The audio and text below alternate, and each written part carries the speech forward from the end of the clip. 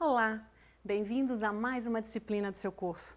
Estou novamente com vocês, agora representando os professores Aline Maria dos Santos e José Mauro Ferreira Coelho. Neste vídeo, apresentaremos alguns conteúdos que serão muito úteis para a sua vida profissional. Esta disciplina irá abordar as propriedades, o transporte e a distribuição do gás natural, que é parte fundamental do curso de pós-graduação em petróleo e gás. O gás natural, como fonte de energia, possui grande potencial de crescimento na matriz energética mundial. Uma das principais causas desse crescimento é o fato do gás natural ser considerado um energético limpo em relação a outros tipos de combustíveis fósseis, já que emite menos gases de efeito estufa. No Brasil, esse crescimento também se deve à descoberta de reservas na camada pré-sal, o que gera uma expectativa de aumento da quantidade de gás natural disponível no mercado. Assim, o principal objetivo deste caderno é fornecer as informações necessárias para o entendimento da indústria do gás natural, bem como conhecer as suas principais características de produção, de tecnologia e de utilização. Vocês têm ideia da importância da indústria do gás natural? Quais desafios devem ser superados para o seu desenvolvimento? Quais as tecnologias associadas ao gás natural de conversão e transporte? Inicialmente, o gás natural era considerado um subproduto indesejável da produção do petróleo, já que não havia estruturação para o seu aproveitamento e, com isso, a maior parte do gás produzido era simplesmente descartado ou queimado, trazendo problemas ambientais. Atualmente, a importância da indústria do gás natural vem crescendo rapidamente no Brasil e no mundo. Além de sua importância como um energético substituto dos derivados de petróleo e do carvão natural, a sua utilização é conveniente pelo fato de ser considerado um energético relativamente limpo. No entanto, muitos desafios no Brasil ainda devem ser superados. A infraestrutura para transporte e distribuição é insuficiente, o que nos coloca na posição de mercado emergente. Para o devido desenvolvimento, é necessário, além de altos investimentos em infraestrutura, que haja garantia de suprimento, um mercado consumidor desenvolvido e uma legislação própria adequada.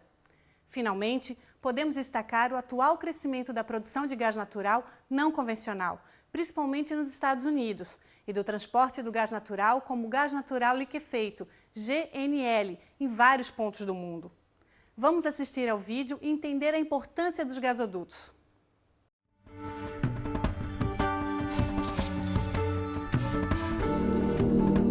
Em Duque de Caxias, o Japeri Reduc está ligado à estação de compressão de Campos Elíseos, um hub de gás, ponto de conexão de importantes gasodutos do Sudeste. O Japeri Reduc se une ao Gás Duque 3, fazendo a interligação com o Norte Fluminense e o Espírito Santo, onde estão as maiores reservas de gás do Brasil. O gasoduto Japeri Reduc é bidirecional. Através dele, pode-se transportar para São Paulo gás produzido no Espírito Santo e gás natural liquefeito vindo do terminal de regaseificação da Baía de Guanabara. Da mesma forma, o Japeri Reduc pode enviar o gás importado da Bolívia para o Rio de Janeiro, Espírito Santo e para estados da região Nordeste através do Gazene.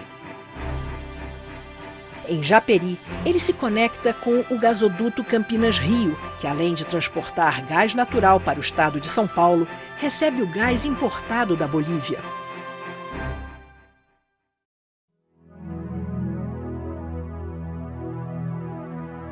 O GNL é transportado em navios criogênicos, capazes de suportar as baixas temperaturas que mantêm o gás natural no estado líquido. Nos terminais de regaseificação, o GNL é transferido de navios supridores para o navio regaseificador por meio de braços criogênicos. No navio regaseificador, o GNL pode ser armazenado e, de acordo com a demanda, regaseificado com o aquecimento do gás natural a 5 graus Celsius. Uma vez de volta ao estado gasoso, o gás natural é injetado na malha de gasodutos.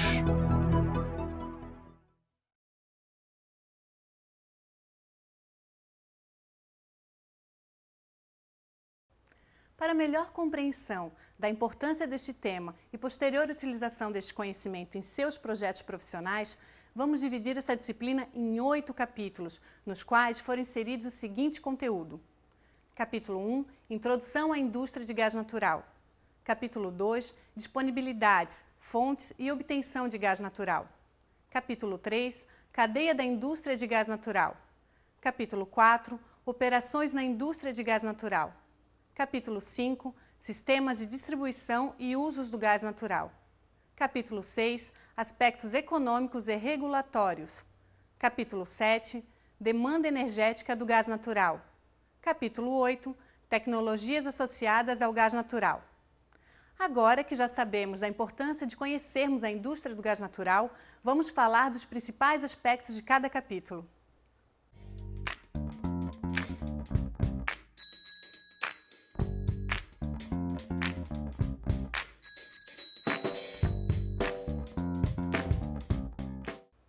No primeiro capítulo, Introdução à Indústria do Gás Natural, teremos uma visão geral desta, imprescindível para o desenvolvimento do tema ao longo do caderno.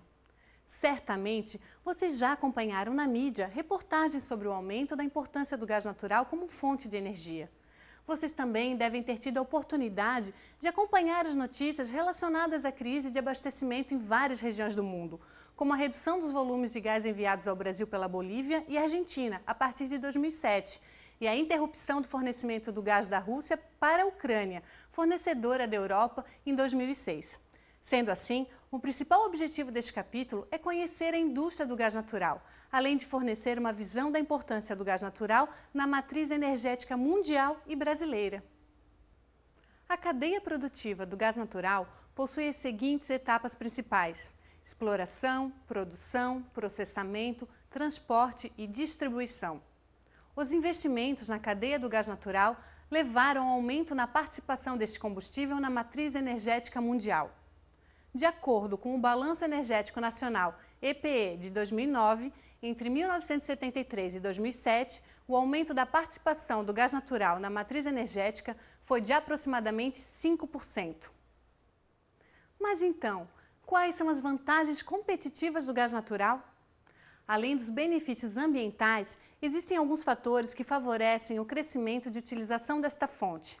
Queima sem deixar resíduos, possui logística simples, maior segurança, mais leve que o ar, pode ser odorizado, garante maior vida útil aos equipamentos, seu preço é competitivo e capaz de deslocar o uso do óleo combustível e do gás liquefeito de petróleo na indústria e o uso da gasolina e do álcool para fins veiculares.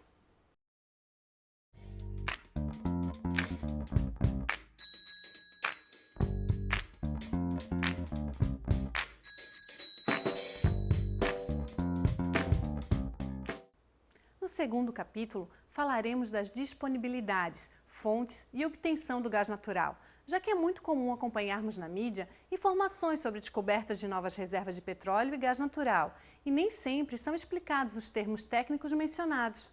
Portanto, primeiramente focalizaremos nos conceitos relacionados à exploração e avaliação de recursos e reservas de gás natural. Como já vimos anteriormente, o gás natural é resultado da decomposição de milhões de anos de matéria orgânica. Após a geração, os hidrocarbonetos migram para rochas porosas, chamadas de rochas reservatório, e através das chamadas armadilhas geológicas, se acumulam e permanecem isoladas no meio ambiente, devido às formações impermeáveis ou selantes localizadas no entorno. Viram quantas coisas devem ocorrer em sincronia para que haja acumulação de hidrocarbonetos? Para a existência da cadeia de eventos que dão origem ao petróleo e ao gás natural, é necessário que existam a interação de 3 fatores, que são matéria orgânica, sedimentos e condições termoquímicas apropriadas. Entende-se como reservas os recursos descobertos de gás natural comercialmente recuperáveis a partir de uma data de referência. A descoberta de uma jazida de petróleo ou gás natural, associado ou não em uma nova área, é uma tarefa que envolve um longo e dispendioso estudo e análise de dados das bacias sedimentares. Somente após o exaustivo prognóstico do comportamento das diversas camadas do subsolo, os geólogos e geofísicos decidem propor a perfuração de um poço, que é a etapa que mais investimentos exige em todo o processo de prospecção. No período de 1964 a 2009, as reservas provadas de gás natural do Brasil cresceram na taxa de 7,1% ao ano.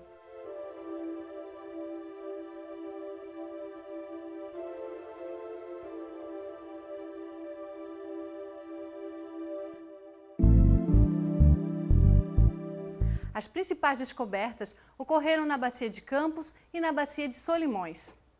A evolução das reservas de gás natural, neste caso, apresenta um comportamento muito próximo ao das reservas de petróleo, devido principalmente à ocorrência de gás natural sob a forma associada.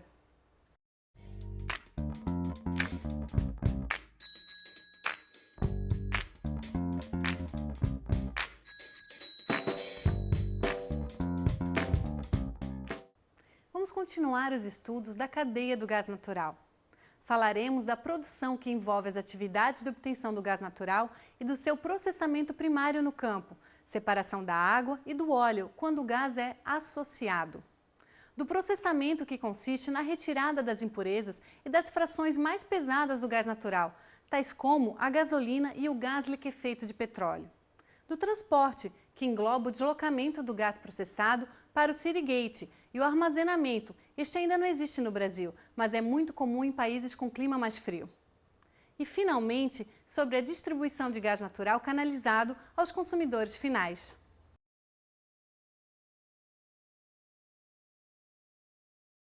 O volume de gás natural não disponível é dividido em 4 usos, que são consumo próprio, queima ou perda, reinjeção e extração do LGN. No Brasil, a produção de gás natural é concentrada em poucos estados, de acordo com a localização das reservas brasileiras. Apenas 3 estados, Rio de Janeiro, Amazonas e Bahia, são responsáveis por 76% da produção nacional e a região sudeste detém a metade da produção total. Após a separação na unidade de produção e compressão, o gás é transferido para unidades industriais próprias, onde ocorre o processamento do gás natural, denominadas unidades de processamento de gás natural. O processamento de gás natural tem como principal objetivo garantir a especificação do gás para os consumidores finais do produto, o qual passa a denominar-se gás seco, gás processado ou gás residual. O transporte é a movimentação de petróleo e seus derivados ou gás natural, em meio ao percurso considerado de interesse geral. A forma mais utilizada para o transporte do gás natural é por meio de gasodutos de alta pressão, com escoamento realizado na fase gasosa e com utilização de estações de compressão para prover a energia necessária ao gás para esta movimentação.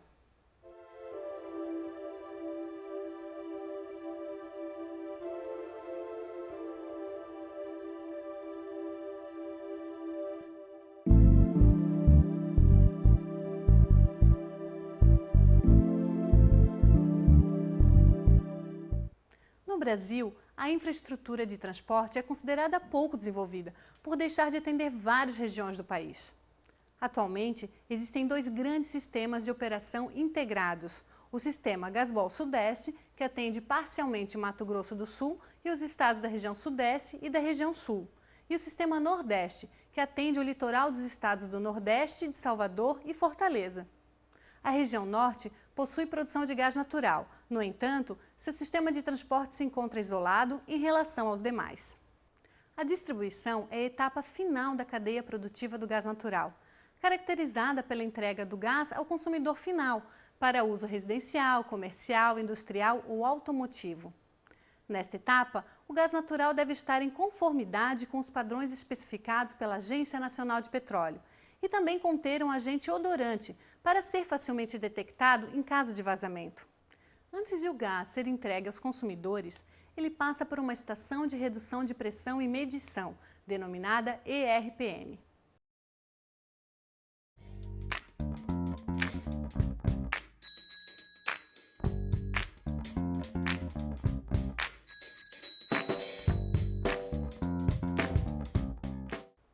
Neste capítulo, apresentaremos as operações e os processos mecânicos que viabilizam o transporte do gás natural através de gasodutos.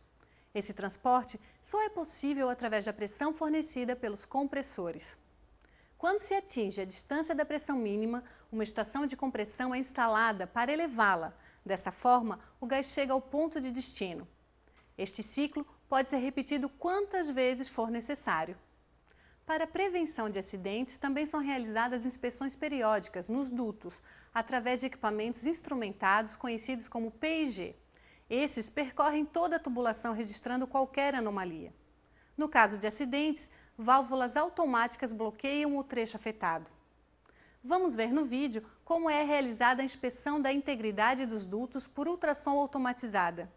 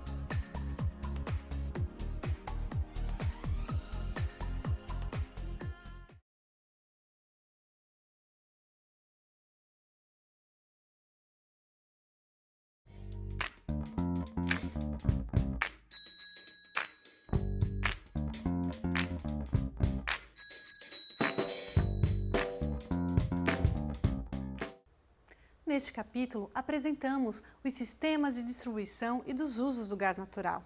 Certamente vocês ou pessoas das suas relações já abasteceram seus veículos com GNV. Além disso, todos vocês devem utilizar em suas residências o gás natural, para a cocção, sendo este encanado ou por gás de botijão. A cadeia de distribuição do gás natural consiste na saída do gás natural do gasoduto de transporte para o ponto de entrega à companhia distribuidora, onde o gás natural é distribuído através da rede de distribuição aos clientes finais. Podemos dividir os usos do gás natural em 5 principais segmentos: industrial, termoelétrico, residencial, automotivo e comercial. As distribuidoras estaduais de gás natural são: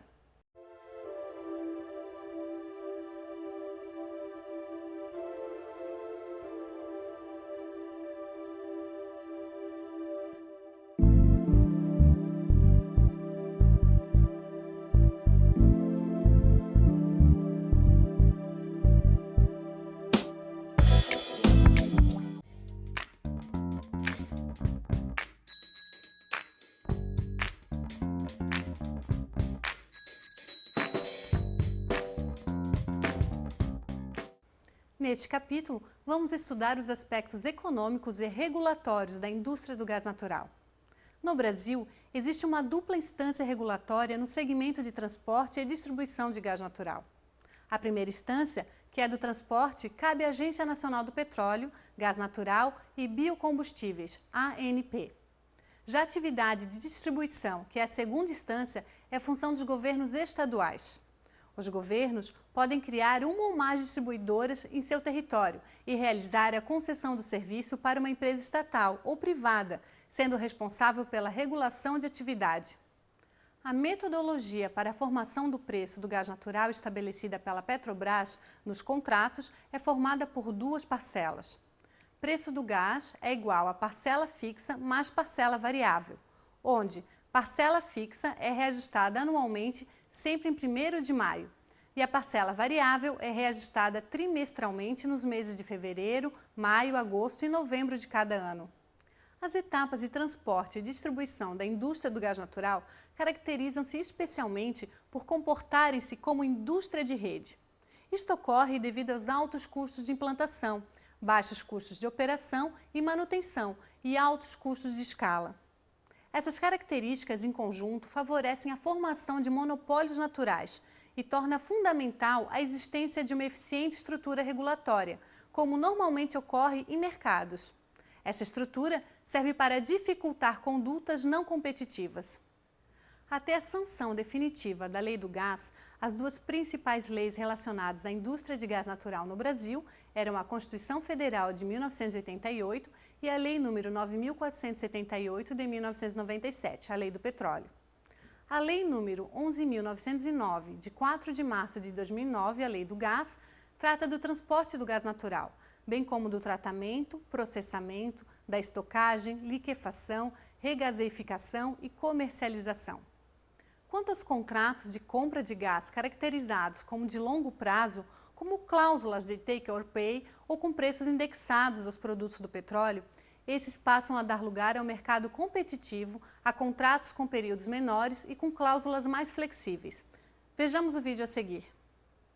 A chamada Lei do Gás vai regulamentar a logística de processamento, estocagem, distribuição e comercialização de gás natural no país.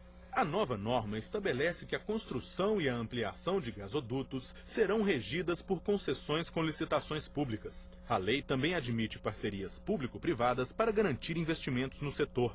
O uso dos gasodutos será compartilhado apenas por empresas distribuidoras brasileiras. A extração e a exploração do gás continuarão sendo regidas pela atual Lei do Petróleo. O gás natural responde por 10% da matriz energética brasileira. É usado em indústrias, na geração de eletricidade e até como combustível para veículos. O objetivo da nova lei é abaixar o preço dessa fonte de energia e, através de melhoras na distribuição, diminuir a dependência brasileira do gás estrangeiro, especialmente o boliviano. O Brasil importa da Bolívia, por mês, 30 milhões de metros cúbicos de gás, a metade do nosso consumo.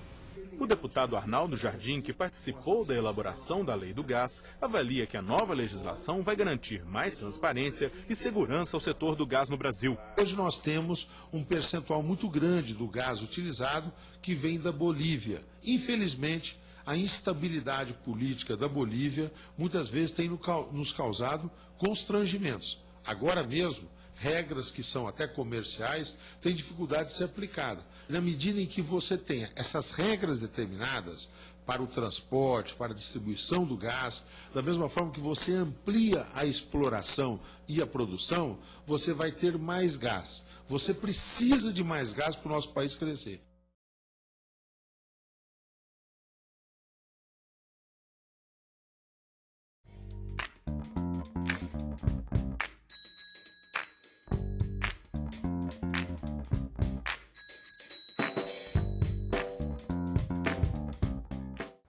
Neste capítulo, abordaremos a demanda energética do gás natural. Em 1999, com a entrada em operação do gasoduto Bolívia-Brasil, o Brasil passou a garantir o abastecimento de gás natural através da importação da Bolívia e a demanda de gás começou a crescer. O Brasil passou de um consumo de 16,8 milhões de metros cúbicos por dia em 2000 para 49,6 milhões de metros cúbicos por dia em 2008, implicando em um crescimento anual de 14% no período. Com a forte participação da indústria, o gás natural passou a ter um papel de destaque na matriz energética brasileira e passou a fazer parte das políticas de desenvolvimento econômico e ambiental do país.